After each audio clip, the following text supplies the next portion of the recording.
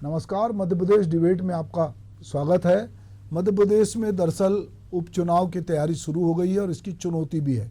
सवाल ये नहीं है कि एक देश एक चुनाव कब होगा, अभी तो ये है कि चुनाव बहुत सारे होंगे। आज ही जो है चुनाव आयोग ने महाराष्ट्र और झारखंड में चुनाव डिक्लेयर किए हैं और वो विधानसभा सीट और वो लोकसभा सीट जिसमें नांदेड़ की भी लोकसभा सीट है और 48 विधानसभा पूरे देश भर की हैं जहां पर उपचुनाव होना है। और ये उपचुनाव में मध्य प्रदेश की भी 2 सीट हैं। तो मध्य प्रदेश में विजयपुर और बुधनी में विधानसभा का उपचुनाव होना है। दोनों सीट पर सभी की नज़र है।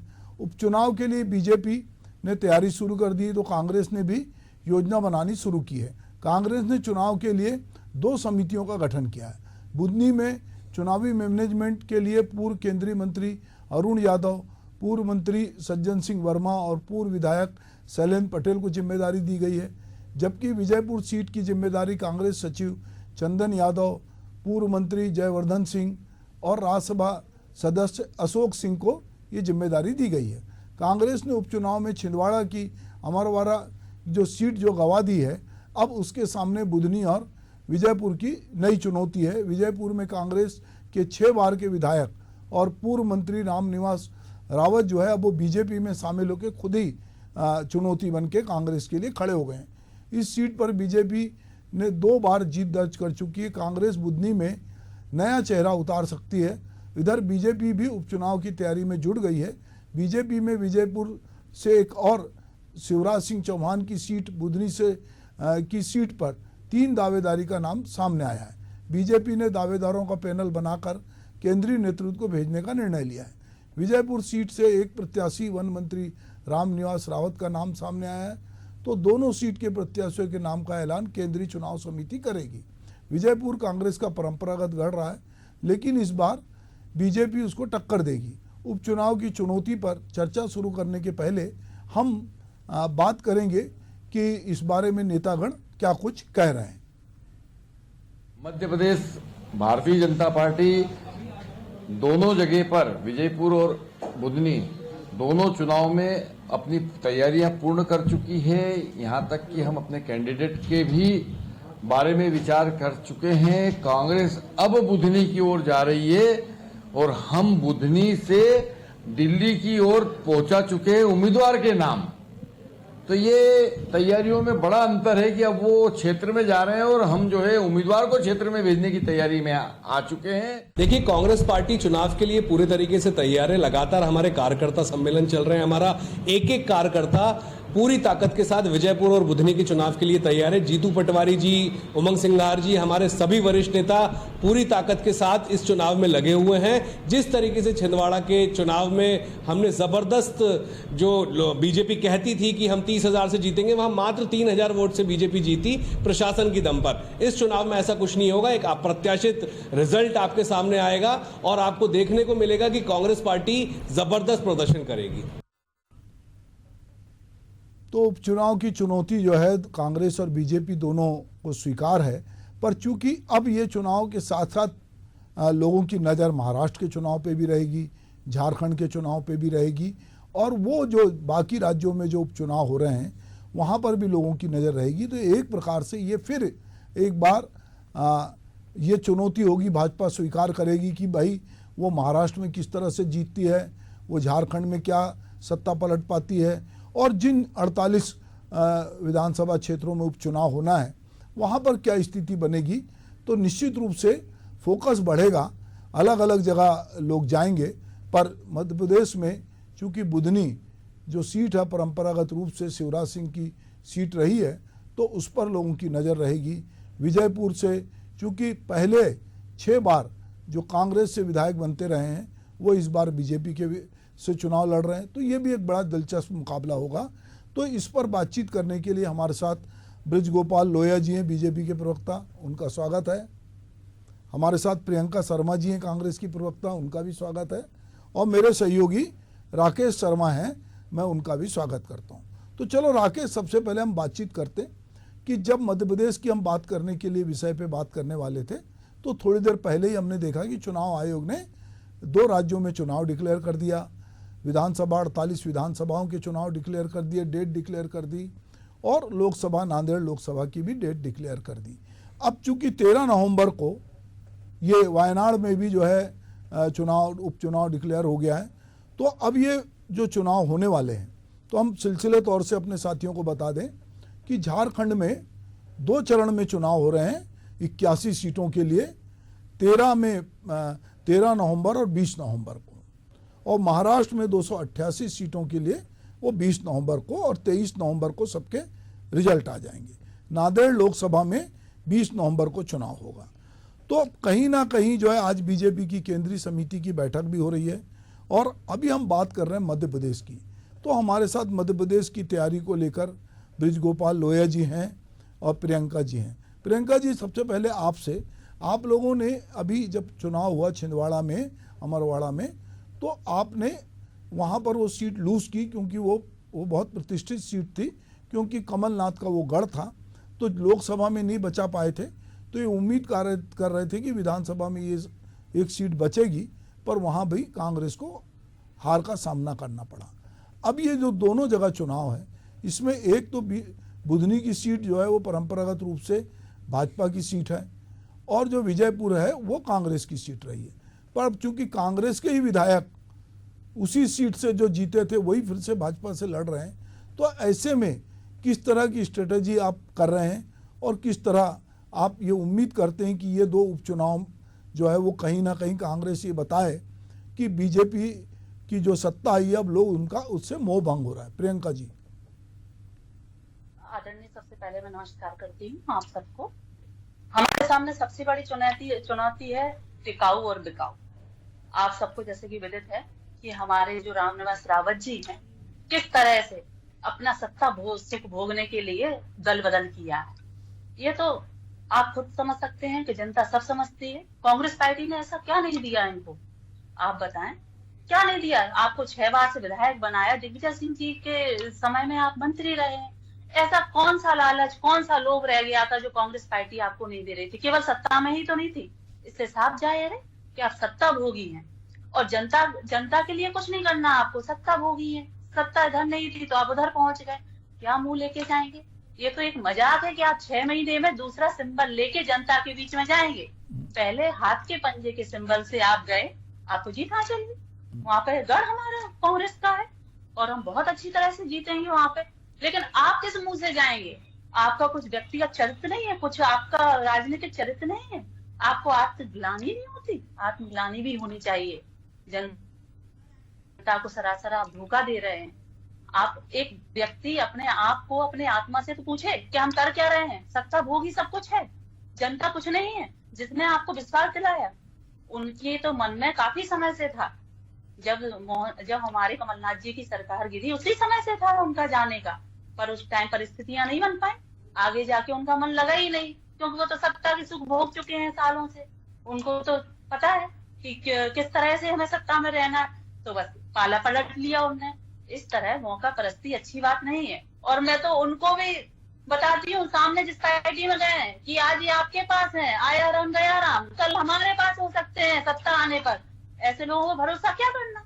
इसलिए जनता सब जानती है, जनता के पास मुद्दे हैं। जनता ने आपको विधायक चुना था, आपने उनके लिए काम तो किया नहीं, आप इसी में उधर बूंद में लगे रहे कि करना क्या है, कैसे पार्टी में, उस पार्टी में जाए, उस पाले में जाए। यही इनका चरित्र है, यही राजनीतिक चरित्र है। इसलिए ये मुंह की बल खाएंगे और ये बहुत बुरी तरह से परास्त होंगे इस बार। और हमारे जाबाज जो सिपाही हैं बहुत बढ़िया काम कर रहे हैं, आदरणीय जीतू पटवारी जी के ऊर्जावान नेतृत्व में। हमारे चाहे अरुण यादव जी हो, सज्जन सिंह वर्मा जी हो, और चाहे हमारे ये विजयपुर में जो सब वहां पे कारभार संभाल रहे हैं, वो सब बहुत अच्छे से काम कर रहे हैं। और हमारा तो हाथ का पंजा सिंबल है, उसको देख के व्यक्ति विशेष से नहीं होता हमारे यहाँ। हाथ का पंजा हमारे राहुल गांधी जी के आदर्शों पर, उससे वोट देते हैं व्यक्ति, और उसी विचारधारा से हम चलते हैं। हम सब एकजुट होकर काम करते हैं और हम बहुत अच्छे से जीत हासिल करेंगे। जी प्रियंका जी, आप कह रही थी कि आत्मा भी कोई चीज होती है। दरअसल आत्मा जो है फोल्डिंग चेयर की तरह होती है। कई बार जब आपको जहाँ जरूरत होती है, आप अपनी आत्मा को वहाँ फोल्ड करके रख देते हैं। और नेता के पास बहुत सारे तर्क होते हैं कि वो क्यों दूसरी पार्टी में गए हैं और उन्होंने दूसरी पार्टी का दामन क्यों थामा है। अभी ब्रिज गोपाल लोहिया जी जब बोलेंगे तो बता देंगे कि भाई ऐसी क्या मजबूरी थी कि कुछ तो मजबूरियां रही होंगी, यूं क्यों बेवफा नहीं होता है, तो क्यों वो 6 बार के विधायक जो हैं वो दूसरी तरफ गए हैं। तो लोहिया जी, ये जो अभी प्रियंका जी कह रही थी कि वो जनता के बीच क्या मुंह लेके जाएंगे, 6 महीने पहले वो पंजा छाप से चुनाव लड़ रहे थे, अब कमल के निशान पे वोट मांगेंगे, तो उनकी आत्मा उनको नहीं कचोटती क्या? उनको कहीं नहीं लगता कि जिस पार्टी ने मुझे सब कुछ दिया मैंने उसको छोड़ दिया? तो ऐसा क्या है कि जो जनता के बीच जाते समय उनके मन में ये दुविधा रहेगी? लोहिया जी। देखिए, मैं सबसे पहले तो आपसे ये बड़ा विनम्रता के साथ आग्रह करूं कि व्यक्तियों पर बहुत चर्चा नहीं होना चाहिए। चर्चा होना चाहिए संगठन पर, चर्चा होना चाहिए मध्य प्रदेश की सरकार पर, मध्य प्रदेश की सरकार की नीतियों पर, उसके विकास के कार्यों पर, संगठन की विचारधारा पर और संगठन के कार्य। मगर विषय है तो उस पर चर्चा तो होगी। देखिए, जहां तक रामनिवास रावत जी का प्रश्न है, तो हम भारतीय जनता पार्टी के कार्यकर्ता तो ऐसा मानते हैं कि यदि एक पत्ता भी टूटता है, हमारा सबसे छोटा कार्यकर्ता भी अगर हमारा साथ छोड़ता है, तो हम स्वयं का आकलन करने का प्रयत्न करते हैं कि ऐसे कौन से कारण थे कि वो कार्यकर्ता हमें छोड़ कर गया। परंतु ठीक है, कुछ राजनीतिक दल ऐसे भी हैं इस देश में, कांग्रेस जैसे, जिनके किले का सबसे मजबूत पत्थर भी निकल कर चला जाता है तो वो उसके विषय में ये सब सोचते हैं। वो कभी ये नहीं सोचते हैं कि हमारी जो दीवारें दरक रही हैं इनके पीछे का कारण क्या है, शायद हमारी चुनाई सही नहीं हो। प्रियंका जी को मैं बड़े गौर से सुन रहा था और वो कह रही थी कि हमारे यहाँ सिर्फ हाथ का पंजा होता है, व्यक्ति की कोई बात नहीं है। और उसी के साथ वो कह रही थी माननीय राहुल गांधी जी, माननीय जीतू पटवारी जी।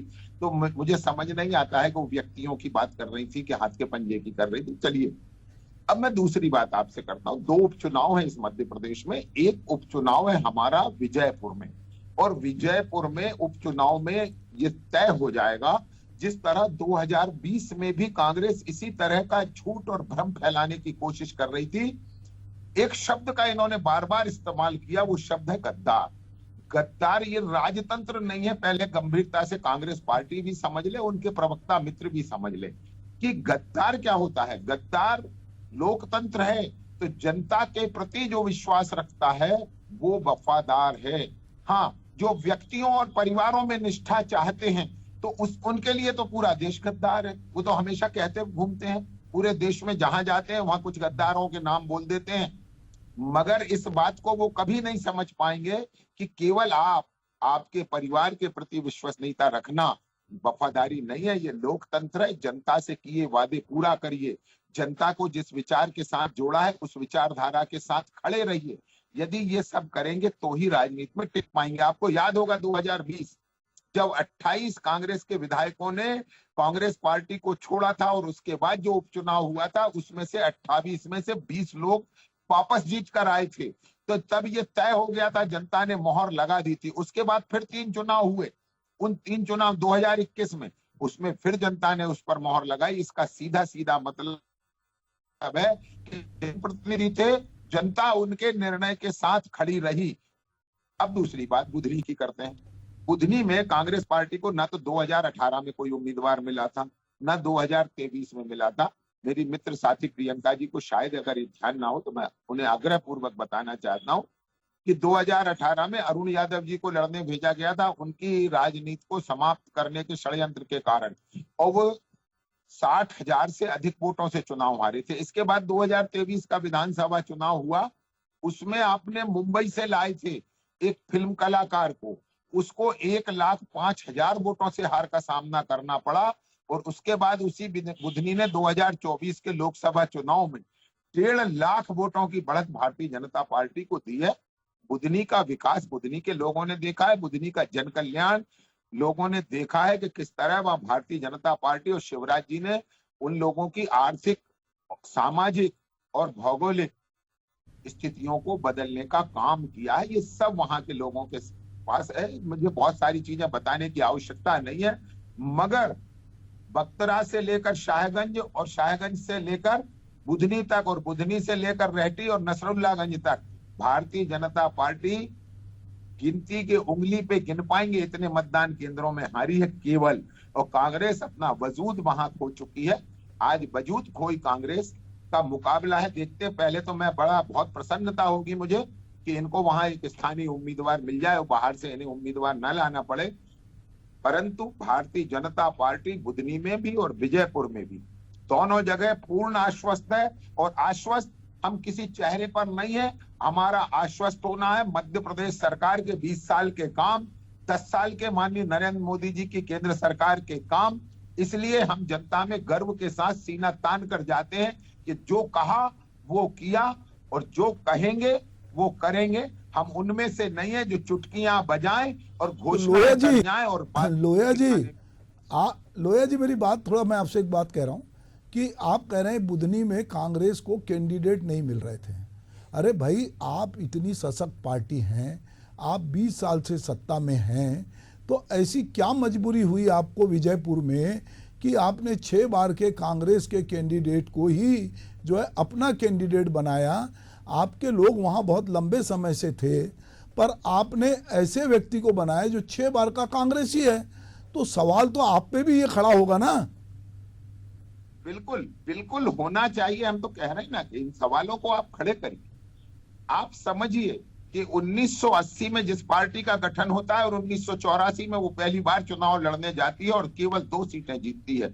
उसके बाद हम अपना कारवा बढ़ाते हैं। किस आधार पर बढ़ाते हैं कि जनता से किए वादे उन पर खरे उतरना, अपनी जो विचारधारा पंडित दीनदयाल उपाध्याय और श्यामा प्रसाद मुखर्जी हमें दे गए थे उस पर डटे रहना और कार्यकर्ता को अपनी पूंजी मानना। ये वो चीजें थी जिनके कारण हमारा काफिला बढ़ता चला गया और जो लोग 414 पर थे वो सिमटकर 44 पर आ गए, क्योंकि वो ये मानते रहे कि उन्हें वोट एक परिवार से मिलता है। रामनिवास रावत जी ग्वालियर चंबल संभाग क्षेत्र में पिछड़ा वर्ग का एक बहुत बड़ा चेहरा है और यदि वो चेहरा है तो हम तो बड़े गर्व के साथ कहते हैं कि ऐसे सब लोग जिनका अपमान समाज में कांग्रेस पार्टी ने करने का काम किया है, जिन समाजों का अपमान करने का काम किया है कि ढपली अलग बजाएंगे और गाना अलग गाएंगे, पिछड़े और दलितों की बात करने वाले लोग जब पावर देने की बात आएगी तो उनसे दूर किनारा करके खड़े हो जाएंगे। और एक बात और कहता हूं,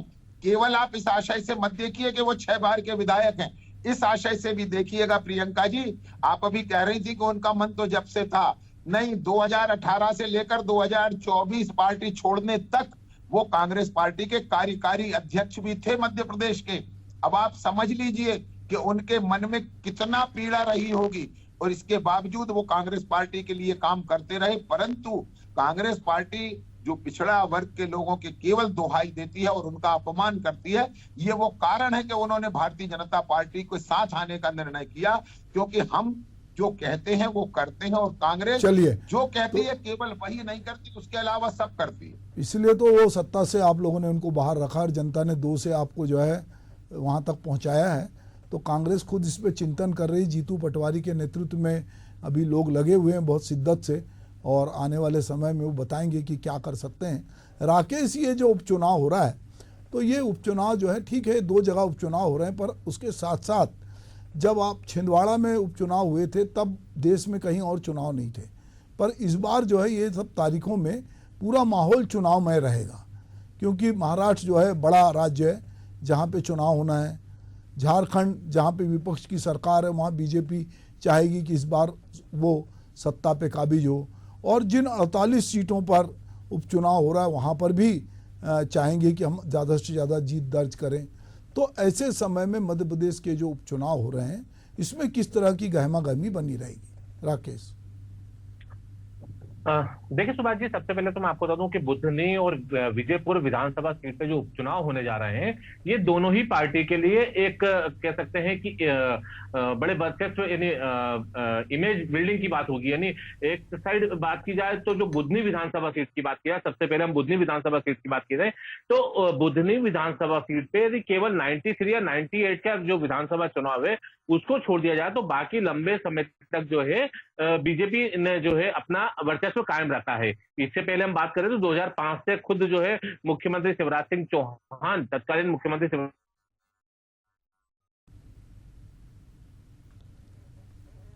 तो चलिए राकेश, अभी जैसा कि हमको बता रहे थे कि किस तरह से बुधनी में बीजेपी ने अपना वर्चस्व बना के रखा और शिवराज सिंह चौहान जो कि मुख्यमंत्री भी रहे हैं मध्य प्रदेश के, वो बुधनी से लगातार जीतते रहे हैं और बुधनी एक प्रकार से भाजपा का एक गढ़ की तरह है।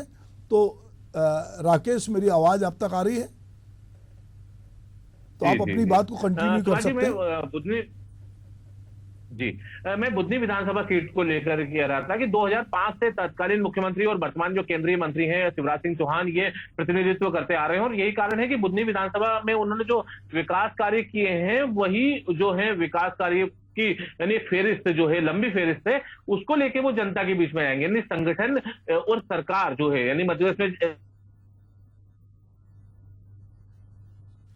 तो जनता के बीच में शिवराज सिंह चौहान जाएंगे क्योंकि उन्होंने बुधनी विधानसभा में बहुत सारे काम किए। प्रियंका जी, ये जो सीट है लगातार जहां से अभी ये बात भी हो रही थी कि कांग्रेस को कैंडिडेट नहीं मिले तो अरुण यादव जी को लड़ना पड़ा, वो 60,000 वोटों से हारे।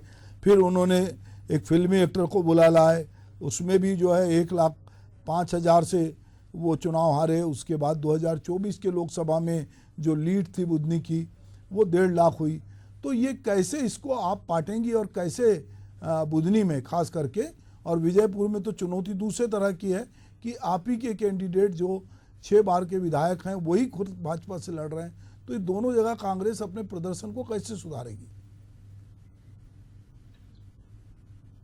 आदरणीय, जैसे कि हमारे पूर्व मुख्यमंत्री जी शिवराज सिंह चौहान जी वहां से विधायक रहे हैं और वो मुख्यमंत्री भी रहे हैं। उन्होंने इतने वादे किए हैं, हम उन मुद्दों के साथ जाएंगे। आज लाडली बहनाओं के साथ जो वादे करके गए थे वो कृषि मंत्रालय में बैठे हुए हैं, लेकिन किसान रो रहे हैं। किसान अपनी खड़ी फसलें जला रहे हैं, उजाड़ रहे हैं। किसान रो रहे हैं, महिलाएं रो रही हैं, उनकी भांजियां रो रही हैं, बच्चियां रो रही हैं। और जो वादे करके गए थे आप उधर पहुंच गए। सबसे बड़ा मुद्दा तो शिवराज सिंह जी आएंगे अब, जो उन्होंने जो सबको बातों में लेके झूठ फरेब और अपनी बातें जो उन्होंने दी हैं, आज जनता उनसे जवाब और सवाल करेंगे।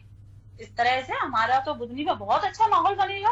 और आप देखिए, ड्रग्स मामले देख लीजिए, बलात्कार के मामले देख लीजिए, हमारे पास मुद्दे ही मुद्दे हैं बात करने के लिए। जनता देख रही है, जनता फैसला करेगी, हम और आप फैसला नहीं करेंगे। रहा कैंडिडेट की बात, तो 1-2 दिन में हमारे कैंडिडेट डिसाइड हो जाएंगे और हमारी सब समितियां बैठ के सब हो गया, तैयारी है पूरी और हम डिसाइड कर लेंगे जी। और रही हार जीत की बात, तो हर जगह हार जीत होती है। पार्टी में एक ईमानदारी और एक वफादारी और एक संघर्ष, ये संघर्ष का टाइम है हमारी पार्टी का। और जो संघर्षशील जाबाज है वो रहेंगे और जो बेईमान गद्दार है वो भागेंगे। वो सत्ता भोगी, मैं बार बार कहूंगी, सत्ता भोगी है, सत्ता के लालच में रहते हैं। वो धरातल में नहीं देखते, वो ऊपर देख के चल रहे हैं। भाई उन्हें ऊपर देखने दो, हम धरातल में जमीन से जुड़े हुए व्यक्ति हैं, जमीन से जुड़े के काम करेंगे, जनता के लिए काम करेंगे। हैरान परेशान हताश लोगों का हम संबल देंगे और इसी तरह हम चुनाव में आगे आएंगे और संकल्प के साथ उतरेंगे। जी प्रियंका जी, आप बात कह रही हैं कि हम संकल्प के साथ उतरेंगे, धरातल पे चलेंगे, पर जिनके पैरों के नीचे की जमीन ही खिसक गई और जिनको ये लगा कि हमारी जमीन ही खिसक रही है और वो खुद ही 6 बार के विधायक मंत्री बनने के लिए या कहें कि पार्टी से मोह भंग के लिए वो जाके बीजेपी में चले जाते हैं, उनकी उपेक्षा होती है। जैसा कि अभी लोया जी कह रहे थे कि पिछड़े वर्ग के नेता थे, कार्यकारी अध्यक्ष भी थे। एक पार्टी का कार्यकारी अध्यक्ष यदि पार्टी छोड़ के दूसरी पार्टी में जाता है तो ये तो गहन चिंतन का विषय होगा। लोया जी, आप इस पे कुछ कहना चाहेंगे? प्रियंका जी जो कह रही थी। जय नहीं, देखिए, मैं आपको एक बात मैंने पहले भी कही थी और अभी भी कह रहा हूं, कांग्रेस पार्टी इस बात को कभी स्वीकार ही नहीं करती। खास तौर से राहुल गांधी के नेतृत्व में जब से कांग्रेस पार्टी काम कर रही है, वो कभी अपने दो किसानों की बात प्रियंका जी अभी कर रही थी, ये आपके जो नकली किसान है ना, वो पकड़े जा रहे हैं बार बार। इस देश का और प्रदेश का जो वास्तविक किसान है, जो वास्तव में परिश्रम कर रहा है, जो वास्तव में उत्पादन कर रहा है, वो प्रसन्न भी है, आनंद भी है और सुखी भी है। हाँ, अभी आपने हरियाणा चुनाव में देखा होगा, एक चड़ूनी करके देश में बहुत बड़े किसान नेता हैं, विधानसभा चुनाव लड़े थे, 1170 वोट मिले। तो ये काल्पनिक मुद्दे हैं, इनकी सबकी हवा निकलती जा रही है समय के साथ साथ। और एक बात और कह रहा हूँ, प्रियंका जी, जो बात आप यहाँ कह रही हैं शिवराज जी के बारे में, मुझे लगता है कि आप अगर अपनी पार्टी के नेताओं से अगर इस पर सलाह मशवरा करेंगे, तो अगर बुधनी में आपने कहीं शिवराज जी को टारगेट करने की और कोशिश कर ली, व्यक्तिगत प्रहार करने का प्रयत्न कर लिया, तो मैं अभी से आपसे कह देता हूं, आप 2 लाख से हारेंगे। एक नया कीर्तिमान मध्य प्रदेश में बनने जाएगा। एक बात बड़ी विनम्रता के साथ कहना चाहता हूं, कांग्रेस पार्टी इस बात को कब समझेगी कि जनता के वास्तविक मुद्दे क्या हैं। वो विपक्ष में है, उन्हें वास्तविक मुद्दे उठाने का पूरा अधिकार है, परंतु कभी भी वास्तविक मुद्दे ना उठाना और काल्पनिक मुद्दों पर चर्चा करना, ये जो कांग्रेस की संस्कृति विकसित हुई है पिछले 10 वर्षों में, यही कांग्रेस के पतन का कारण है। यही कांग्रेस की लगातार हार का कारण है कि कुछ चंद लोग जो चापलूस हैं, उन्हें कांग्रेस कार्यालय में इकट्ठा कर लेना, उनकी बातों के आधार पर रणनीति तय करना, वास्तविकता से मुंह मोड़ लेना कि किस तरह मध्य प्रदेश में कृषि उत्पादन बढ़ा है, किस तरह मध्य प्रदेश के किसानों को बिजली पानी मिली है, जिसके कारण उन्होंने उत्पादन को कई गुना बढ़ाया है, दुगना तिगना नहीं, कई गुना, लगभग 7 से 8 गुना उत्पादन बढ़ा है पिछले 18। तो ये जो ग्राउंड रियलिटी है, इससे सारा किसान वाकिफ है। और आप किसान, उससे किसान नाराज होता है, तो मुझे लगता है कि वहां बुधनी हो या विजयपुर हो, भारतीय जनता जी। तो चाहे बात हम मध्य प्रदेश की कर रहे थे, चाहे बुधनी हो चाहे विजयपुर हो, दोनों ही जगह बीजेपी को ये उम्मीद है कि इस उपचुनाव में बीजेपी जो है, जैसा कि बाकी उपचुनाव में बीजेपी ने विजय हासिल की है, लगातार बीजेपी जो है मध्य प्रदेश में एक के बाद एक विजय हासिल कर रही है, तो इन दोनों सीटों पर भी उसको विजय होगी। मैं अपने सहयोगी राकेश के पास चलूँगा। इस बीच में किस तरह की तैयारी, किस तरह का माहौल है राकेश? देखिए, जो है लगातार बैठकें कर रही है, वो बैठकों के माध्यम से जो है वो प्रत्याशी चयन की कवायद कर रही है।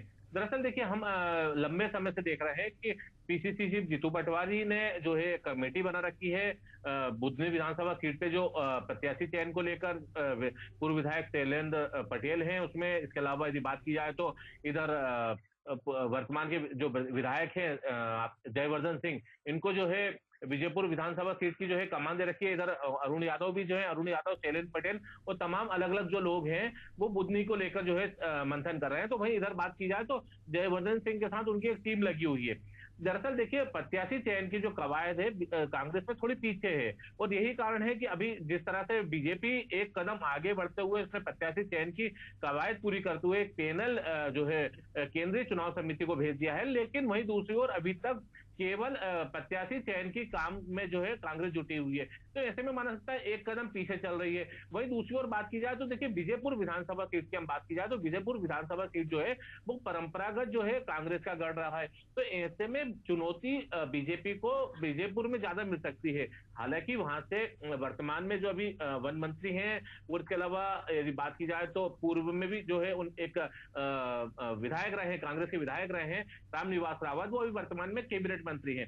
लेकिन एक चुनौती इस प्रकार से कि जो जिस क्षेत्र में यदि कांग्रेस के यदि ज्यादा मतदाता हैं या कांग्रेस का एक गढ़ बन जाता है, यदि वहां पे मतदाता यदि कांग्रेस के परंपरागत रूप से जुड़े हुए हैं, ऐसे में यदि व्यक्ति दूसरी पार्टी में जाता है तो एक थोड़ा सा जो है चुनौती जरूर रहती है। क्योंकि देखिए, जो भी व्यक्ति यदि एक लंबे समय तक यदि लगभग माना जाए तो 34 साल जो है रामनिवास रावत जी ने कांग्रेस से जो है प्रतिनिधित्व किया है, लेकिन अब वो बीजेपी से प्रतिनिधित्व करेंगे, बीजेपी से चुनाव मैदान में उतरेंगे। तो ऐसे में अब रामनिवास रावत जी को जो है कन्विंस करना पड़ेगा जनता को कि भाई मैं अब बीजेपी से हूं और आपको कमल के फूल पे जो है बटन दबाना है। हालांकि देखिए, इसके पहले क्योंकि एक चेहरा जो है एक इमेज बन जाता है, एक क्षेत्र में बड़ा इमेज भी।